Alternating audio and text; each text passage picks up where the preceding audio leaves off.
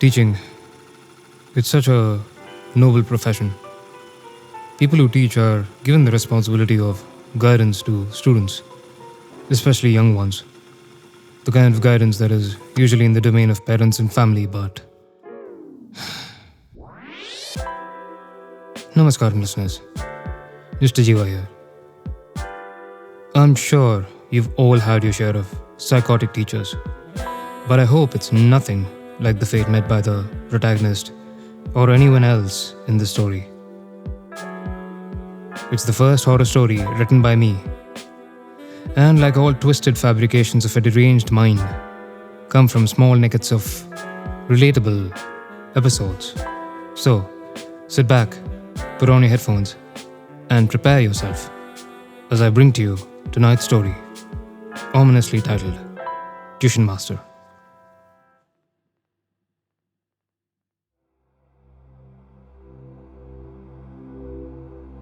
This story takes me back to when I was 11 years old, and it has shaped everything I am today and everything I will do in future. At the time, I was studying in Andrews, and while the schoolwork wasn't as bad as it was in some other prep schools, I wasn't exactly the ace student of the school, and that used to bother my parents. Not exactly worried that I didn't used to ace school, but more worried about what my relatives, that is, Sunil's parents in specific, would say. Their snide, passing remarks at family gatherings. I really wonder if all the events of the story could have been prevented if Sunil and his parents weren't related to mine. Or if people even had relatives. Fucking Sunil. He and his smug face in his school uniform with a first-in-class badge and his mother with a carbon copy of that same smile. So my parents thought that, at least, I should have a tutor to make me catch up to the more quote-unquote serious students in class. Tuitions. I still don't understand where Indian parents get this urge to put their little kids in tuitions. You thought the movie Three Idiots was very true. The reality is far, far worse. The rat race to get into quote-unquote prestigious institutions does not start when one is in 11th or the 10th, but much earlier. You see, IIT prep schools, also called coaching institutes, while they start in 11th, the prep for the coaching institutes start in the 8th grade, with centers called IIT Foundation Centers. And from 6th grade onward, techno schools start to prep you up for these foundation centers. So you see techno schools, then foundation schools, then IIT prep schools. It never ends. And it all starts from the 6th standard onward. These schools are supposed to be more geared toward our future, which is a good reason to not have playgrounds. You might ask why I'm ranting so much. You see, Sunil is in a techno school. Techno school to be precise. Whatever that means. He gets good math and science foundation, it seems. All that foundation that cousin of mine got doesn't even help him to put a seed in his wife. Maybe if there is enough demand, they will probably create a techno school for guys before they apply to matrimonial sites. I digress. My point is this. My parents probably had such grand plans for me as well. So it was imperative that before anything I should get that quote-unquote first-in-class badge that smug Sunil got, so that they could then dream about confidently putting me in the foundation class rat hole. And if that meant getting the most strict, insane tuition teacher, so be it. See, he's not your average creepy uncle types. Of course, there is the usual plain checkered shirt and pot belly with a constipation-inducing mustache. He's not even like that one tuition master my friend had who used to stalk her on Facebook and then get angry that she had a boyfriend. Not even like that one other tuition master who used to call my friend Kutti Pidiki because his thing used to bulge out through his really tight shorts. Tamil listeners will probably get it, and you wouldn't want to know what it means. But my guy was a plain psycho. He just loved inflicting physical pain on his students. That might sound nothing out of the ordinary, but my guy took it to a different level, as you will see. This guy had a name, Manohar, but his name always registers as tuition teacher to me. Before the first class, when he had just come to discuss my academic status with my parents, he was quite the harmless looking character. He was smiling. No, beaming. He even smiled at me. Sir, this boy always distracts himself with video games on his computer, my mother said. She then looks to me and my semi interested father. His father brought it for studying. Look at what he's doing. Don't worry, ma'am. It is written that he will do well. Starting tomorrow, everything will change. Isn't that right? He then puts a hand on my shoulder. That gesture and the way he said it itself should have given me the red flags. God, I was so stupid. Get a new notebook for math tuition. That is how things will proceed. Like the rebellious kid I was, I still couldn't process that I'm being set up for tuitions. I thought that if I do not cooperate and my marks didn't improve, my parents would eventually stop. And I just played some more Max Payne on my PC that day and called it a day. Day 1. After a tiring day at school, I was greeted to that paunch and that peculiarly trimmed mustache as I entered my room. Where is your notebook? What notebook, sir? It was written that you will bring a separate notebook for tuition purposes. Where is it? He asked with a blank expression on his face. I could make a new notebook right now, sir. And I started to search the closet in my room in a very nonchalant manner. I did have a spare notebook, but I pretended to not be able to find it. His face broke into a visible frown as I was taking my time. Sit down. Here. I've got some papers. Write on them for today. He said. He made me take notes on a bunch of A4 sheets he had with him. The tutoring process itself wasn't so bad. I couldn't interrupt him while he was instructing, but I wasn't the very interactive type anyway. He did, during the course of me working on some problems, pull out a pocketbook. I couldn't see the contents of it, but he scratched out few things with great frustration. With the look of great displeasure on his face, might I add. My mother also checked in once before going for an evening walk. With a beaming smile, he said that I was doing okay. Father came much late from the office like he usually does. For tomorrow, I am writing that you bring new notebook and copy today's contents into it. That is all. We will continue with more word problems tomorrow. No homework for today. Now I could have easily done what he had asked. But I've already started on a bad note. With some effort, I could possibly make him quit, I thought to myself. So I just brought more A4 sheets and got a paperclip. Little did I know, I would make things worse. Day 2. Mother already was away on her evening walk. The same paunch and mustache greeted me again. Did you make a new notebook for tuition notes? I couldn't go to stationery store today, sir. I just clipped some extra. Did you bring or no? He cut me while raising his voice. Sorry, sir. I'll be going there tomorrow. For now, I have these. Did you bring or no? Yes or no? No, sir. Wrong answer. What? Was he fucking with me? With a narrowing of his brows and closing of his eyes, topped off with a shaking of his head, he said, It was written that you brought the notebook today. For a minute, he kept chanting this as I tried to explain I'd make the trip to the store tomorrow. It was written, he kept saying. Written where?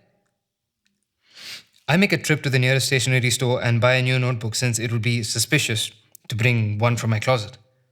The class now resumed and ended on time. He scribbled a little on his pocket notebook. A short class this day since he does not extend beyond the stipulated time. I wonder what tomorrow would hold. getting this man to quit teaching me would be a challenge, since I did not want to test his temper. Then again, I had to get rid of this man and his notebook.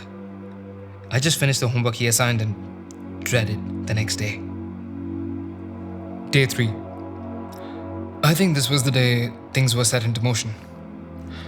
We were working on some more math that day. I think it was another one of those weirdly worded problems, so I was asked to refer to a certain example problem I had done on the first day. So I pulled out those A4 sheets from the first day for reference. What are those papers doing here? Sir? Why isn't everything in the same notebook?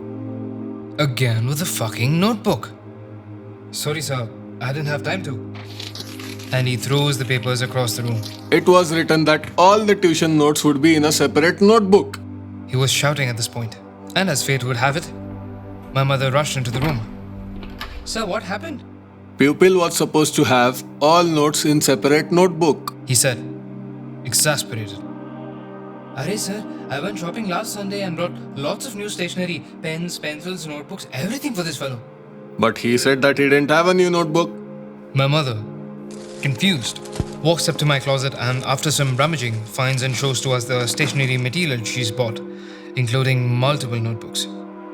Stupid liar, she says, slamming the notebook on my head.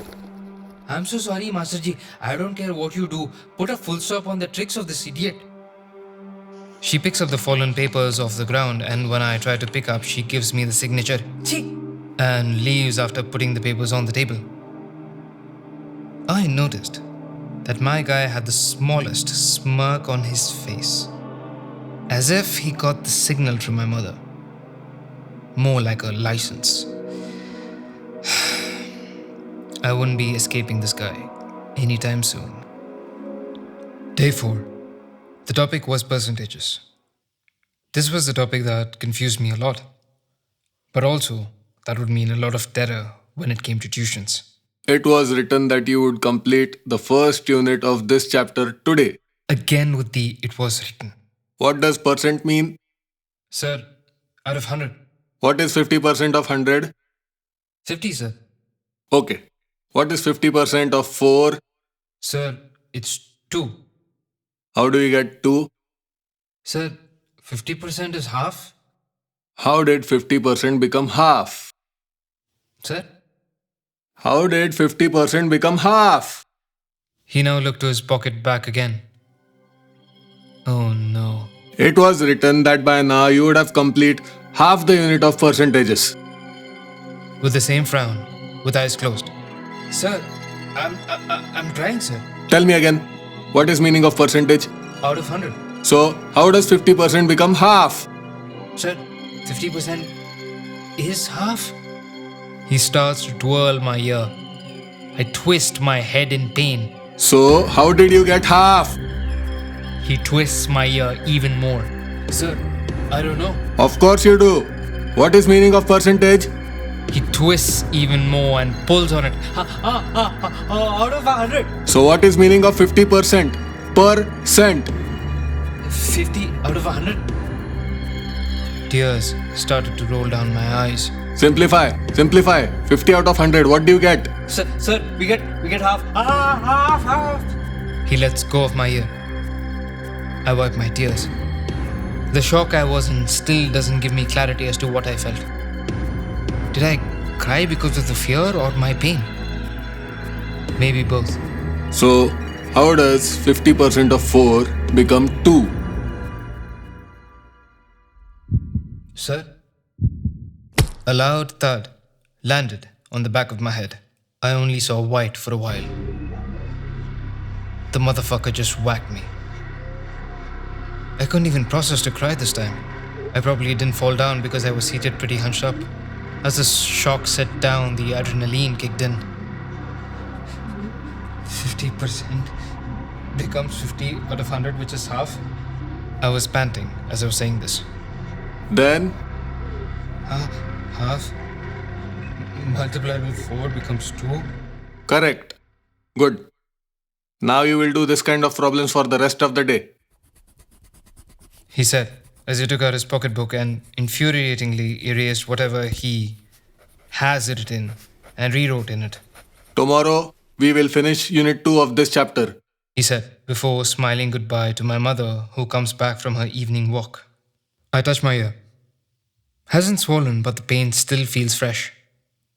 Should I tell my parents that he hit me today? Is there a point? She hit me in front of him yesterday, which is the reason he felt he had the audacity to do what he did today. But maybe, just asking her to skip her evening walk tomorrow would help. Maybe, if mother is in the house, he would be less likely to get physical. In any case, I decided to approach. How was tuition today? You studying properly? Yes, I'm studying properly, Mummy. The phone rang. My mother picks it up. It seems my cousin Sunil got a 67 All India rank in the National Math Olympiad. Fucking Sunil. See how hard he works? Sunil's parents must be feeling so happy to have a son like Sunil. Why doesn't she just come out and say she wished Sunil was her child? Nice, passive-aggressive way to say it nonetheless. Now I was too angry and disgusted to tell her anything. She had no right to listen to my complaints now. I wonder what the monster has in store for me tomorrow. Let me just say, he was just getting started. Fast forward to day 16. This monster. I stopped fighting him. Every session was hell. No visible bruises yet, but no session went by without a hit, slap, thrash, or a kneeling down. To minimize this, I've been trying to stick to deadlines so that what was written down in his notebook wouldn't have to be rewritten, and he could spare me. The occasional twist of my ear still used to happen. One thing I was sure of, that there would have been no end to this, but eventually got to lose him very soon, with a really, really big price to pay. And that sliding from the slope started from this day. I had my final exams coming up. We had a slew of unit tests a week before leaving little time for finals prep. Thus my tuition sessions got more intense, and my trouble with the topic of work and time got me quite some heat. I just couldn't figure out when two people work together how one would calculate the time it would then take for them to complete a task. I know I was pretty dumb back then, and this flayed my tutor to no end. It was written that you would have completed work and time problems yesterday, day after you have your finals. And still you're stuck at this chapter? Closing his eyes, holding in his frustration. Sorry, sir, I just don't know how to calculate. A worker completes his job in 10 hours. In 1 hour, how much portion of work would he finish? I don't know, sir, Of course you do. he said, frowning. A worker completes his job in 10 hours. In 1 hour, how much portion of work would he finish? Tell me. Sir, Don't be silent. Answer my question. sir, some work, sir? I am asking you for numbers. Sir? Don't just stare at my face. I need a number for an answer. Fraction, whole number, anything. Give me an answer. Sir, Yes, yes. Don't be silent now. some work, sir? A loud thud hits my head, and the pain is felt a fraction of a moment later. He hit me with my textbook. Can't you answer a simple question? I told you this several times. The answer would be 1/10 the work. He shouted, throwing my textbook on the floor. Damn, my mother was again out on her evening walk to not have heard this. Okay, sir. Okay, I said, still reeling from the pain and hunched down. So, when a person completes a job in 10 hours, how much work do they complete in 1 hour? 1/10 the work. Another person completes the same job in 5 hours. How much work do they do in 1 hour? I hesitate to answer. He quickly takes another book to slam it on my head. I freak out and I say, 1/5? He lowers the book and drops it. Good. Correct. 1/5. So, when same two people work together, how much work do they complete together in 1 hour? I could feel my mind blanking. What the hell was I supposed to say now? My mouth did not utter anything for the next few seconds.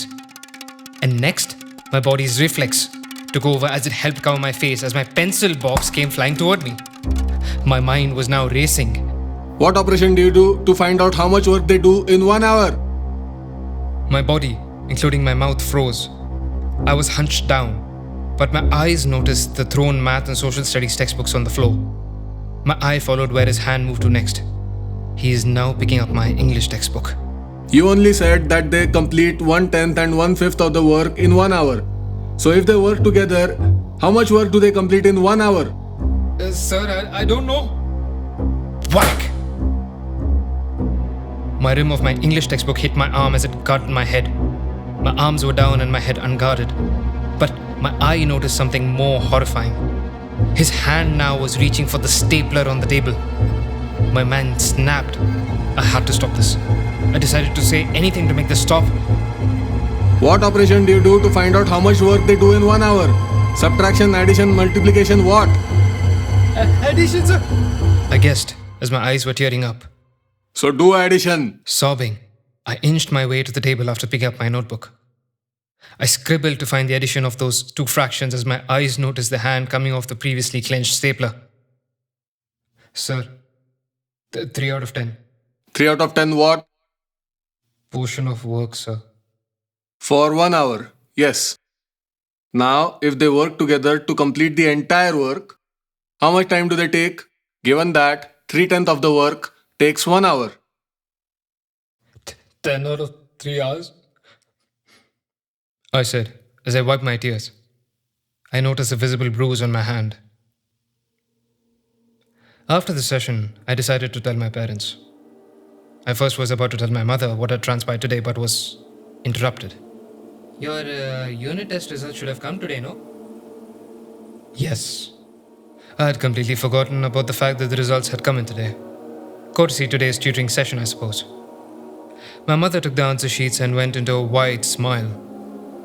I had gotten an 89%, an improvement from the previous 68%. Very nice improvement. She called my dad and also shared the news. Your father only said you didn't need tuitions. I knew that little push, if you're given, you'll do well. I guess all that bodily harm fetched me that 21% improvement. Arey, you should have told your tuition master. You would have felt so happy. Also, why the 89? Next time above 90%, okay? She said before walking off to call that crazed psycho and congratulating him. I felt devastated. I started crying as my mother left the room. My father was taken aback. He inquired what was wrong, and he noticed the bruise on my hand, which was still visible. He wiped my tears and told me to go wash my face. My mother left for buying vegetables in the adjacent street market. When my dad and I were alone, I told him everything.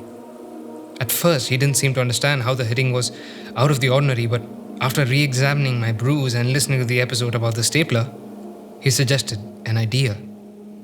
Pa, I don't think your mother can be convinced at this point. I have a spare camera at the shop. I could keep it in your room. So when tomorrow something happens, I could show it to your mom and maybe even the police. But hopefully it does not come to that. What an idiot. One more day of this? But at the time, I thought the idea was great. To just show my mother a mirror to her keeping that tutor. And so, I agreed. My father has a photo studio. Still likes to process on film, although he was getting used to shooting in digital. With that kind of profession, I guess I can understand his initial reluctance to pay for a tutor. So he installed one of those little cameras that a colleague had once given to him for testing and ended up keeping. You know, the types that are used for Tehelka exposés. A little bigger than I thought it would be. He kept it on the drawer next to my bed, among some photo frames and my water bottle. Planted in such a way that it then directly faced my chair and desk, with the stuff that needed to be recorded in center frame. With a mix of dread and anticipation, I entered the next day. Day 17. Things were supposed to go down today. I cleared my desk in the morning before leaving for school so the psycho would not have things to hit me with. My father checked whether the camera was working and powered it using fresh batteries just in case.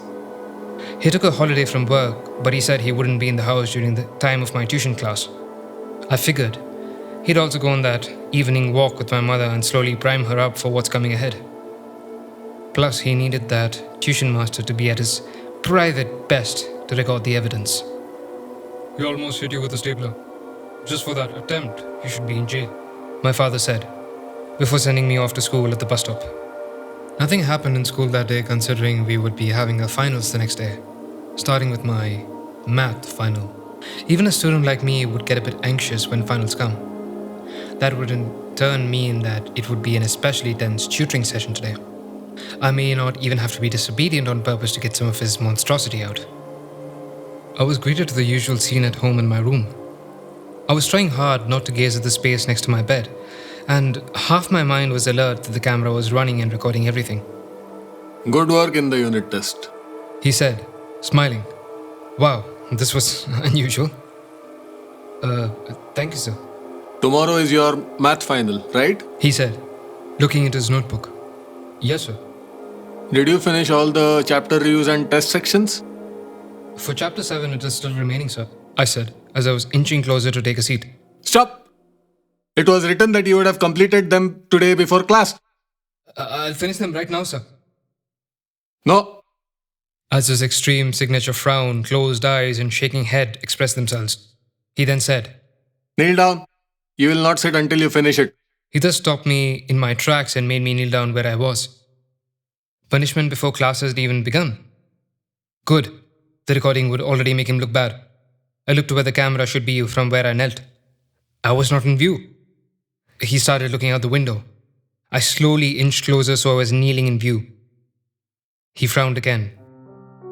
Oh, it was written that it would be a sunny day today. He said, looking at a cloudy sky. What? This stuff is written too? I wondered to myself as I saw a slight drizzle appear outside the window. I finished the chapter review and chapter test sections. Setting some fire on my ass did make me gain some math speed, I suppose. I got up and gave him my tutoring notebook to evaluate. He let me sit down. His frown slowly faded away and a smile even broke across his face. Was I getting that good at math? Was this monster going to be vindicated in his purpose? Was the camera going to catch something? Oh, come on. My mind was running these things through when his hand slowly hovered to my neck. What is this? Do you understand proportions or no? I do, sir. Then, when you have two fractions equated to one another, how do you find unknown? My mind drew that unusual blank. Your final is tomorrow, don't give me a blank face. He said, as I felt the hand tighten around the back of my neck. I told you how to solve this kind of problems. Whatever concentration I had was being broken by the pain that was slowly building up. Tell. Sir, we just multiply these two numbers. A hard sting now erupted in my head as a hard slap landed the area that was being pressed. 3 is proportional to 12.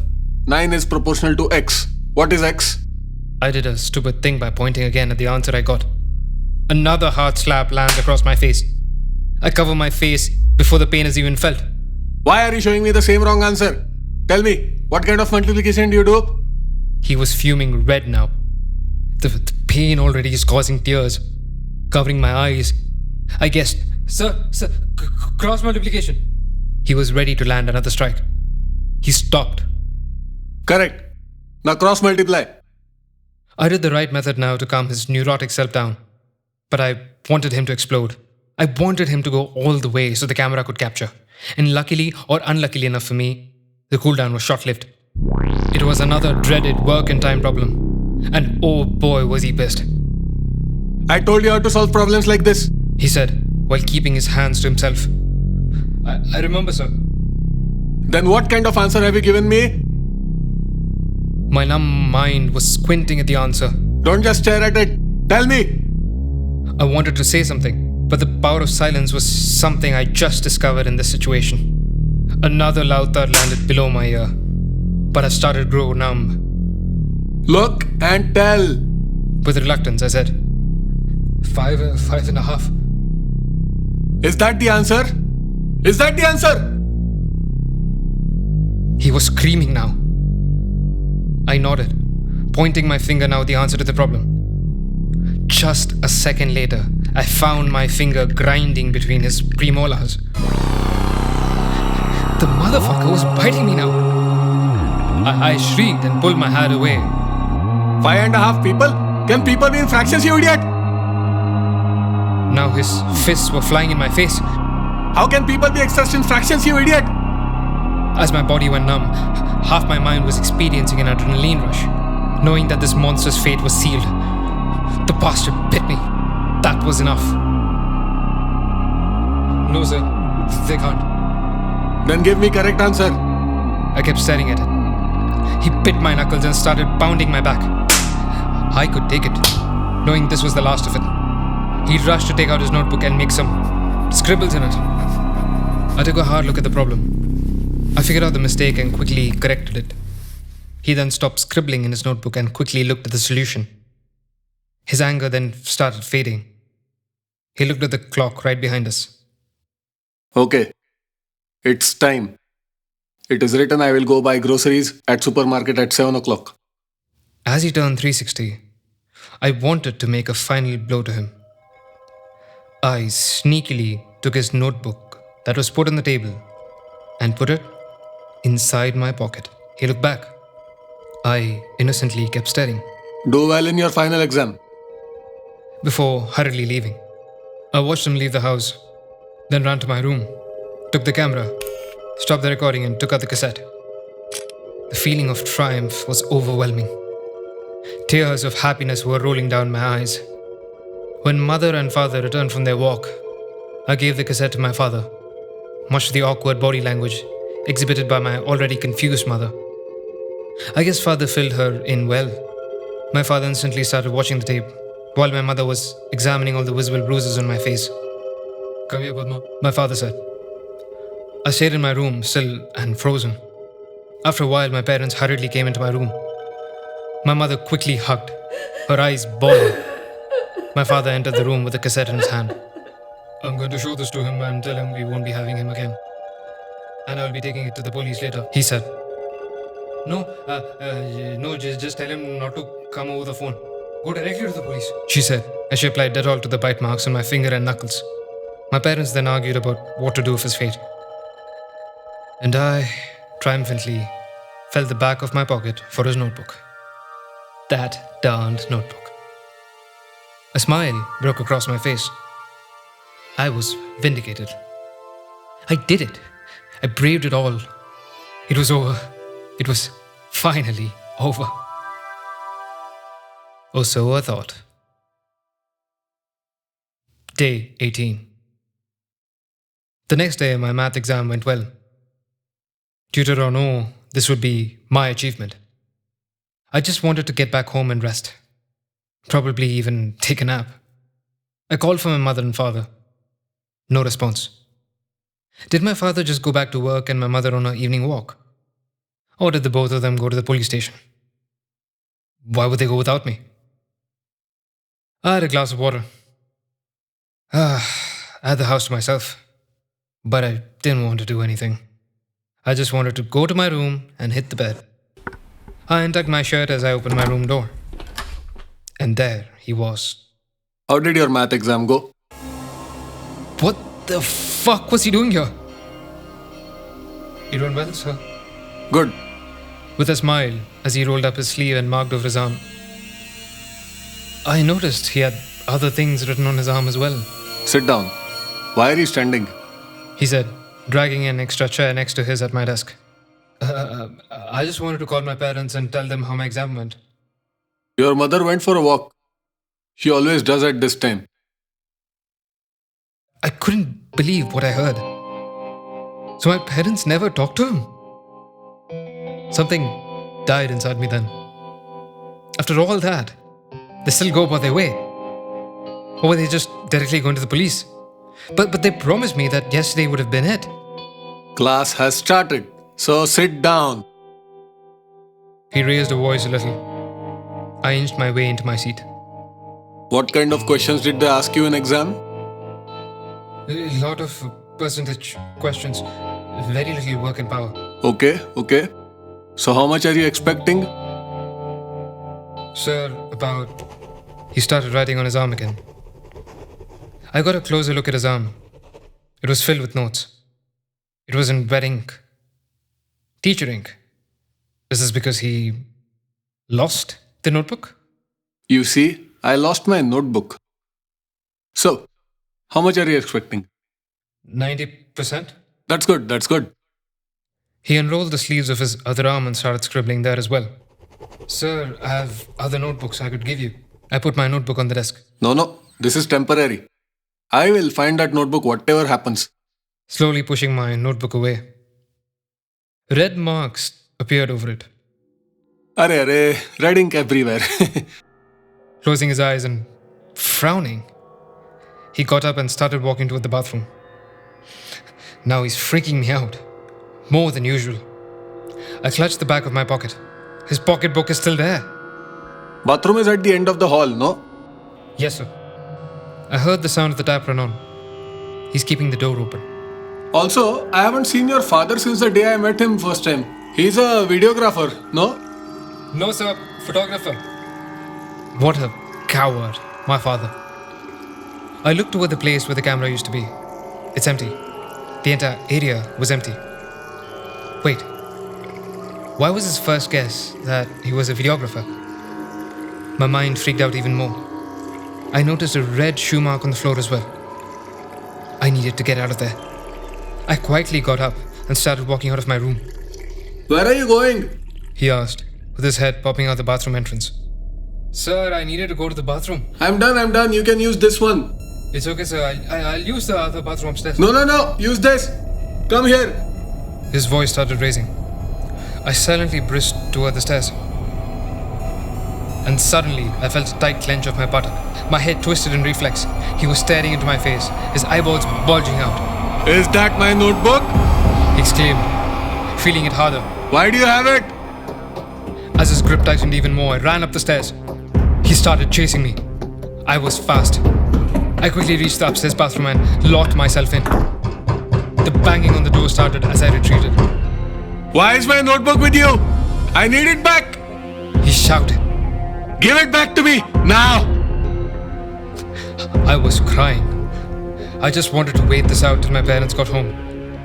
And those days, parents weren't the type to give cell phones to their children. It was written that I would have a perfect day, perfect weather, perfect day at work, perfect day at class. And you have my notebook? Give it back, bastard! I could feel him wailing. Stupid wife. Couldn't even prepare my tiffin and then she starts abusing me? It wasn't written like that. I had to correct her. And I did. I saw red ink in the wash basin. It wasn't red ink. No, it wasn't red ink. Then what happened? I wrote it here. He banged his head against the door, and I thought he tore his shirt. Yes, I rewrite. I take care of her, and now her mouth is soon shut. She will not talk ever again. In Marina Beach, they will not find her. What a perfect day, I thought. What the fuck did he do? It was written that it will still be a normal perfect day. But then, your stupid parents. My heart stopped. A bloody camera? Sending me to jail? I corrected that also. Now, your parents never even spoke to me. What did he do to my parents? I wanted to just curl up in the tub. I looked back and I saw some more blood behind the shower curtain. I swiftly opened it. And there they were. Or what remained of them. I stared into the eyes of my father. Or one eye. His other eye was busted in. An empty eye hole. It kept staring back at me. And that stare was broken by the closed eyes of my mother. They weren't closed. They were shut. Stapled. Shut. Both their mouths were sewn shut. And on the floor of the tub were a broken camera and a mangled stapler. No! I heard scribbling and tearing of flesh. We never spoke. Your father never had the camera. Your mother did not cry too much. And her head never broke the stapler. God damn it, I need to write this. Give me back my notebook. The bawling made my eyes dry. Not even tears were flying through. What had I done? Give it. I will write that you never were my student. That this never happened. You will be corrected too. The door would have given in any second. I braced for my erasure. But I guess his perfect day was getting even more perfect. The doorbell rang. It's 6 o'clock. It was written I will get groceries now. My neighbor lady got attacked next. And eventually his public ruckus got him jailed. Then I was found with the local police, shivering next to my parents' corpses. Fast forward, I would say, I turned out okay. I used to feel very guilty about taking that notebook. But then I got over it. Episodes like these teach you a lot, influence you to no end, leaving a lasting impact. What I do these days, you may ask? I teach. I'm a full-time tutor. But I make it my life's mission to never be that psycho. That tutors can be encouraging and still produce great results in students. To prove that is my job. I help out students who are especially struggling, helping them cope with that competitive rat race instead of pushing them neck deep in it. And that's my story. Oh, and confession time. I don't really mourn the loss of my parents. When I found their hidden corpses in the tub, I was pressed for time, but internally, I was smiling. I was free. At last. They brought this upon themselves. None of this would have happened if they didn't push their child into this. My father was complicit in his silence and the silly demands of my mother. And sweet, sweet karma got them with a camera and a stapler. Beautiful. So as part of my day job, I take care of the needs of students. And I take care of their parents. I live properly amongst a lot of them, not making silly mistakes and calculating better. That psycho was too psychotic to carry out his job, because that's not how you do it. I can do it better. And you know what? I can express people in fractions with precision.